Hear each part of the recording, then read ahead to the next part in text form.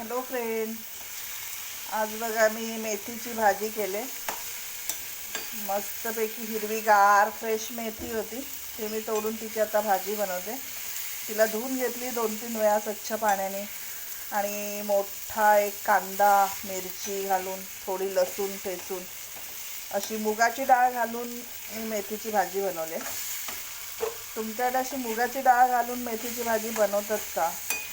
सगळेच जण असं मुगाची डाळ घालून भाजी बनवत नाही, फक्त कांदा मिरचीवरच बनवतात.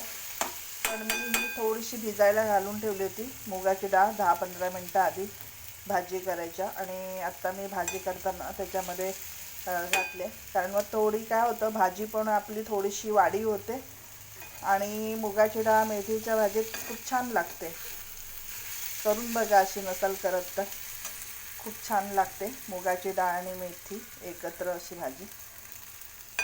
थँक्यू.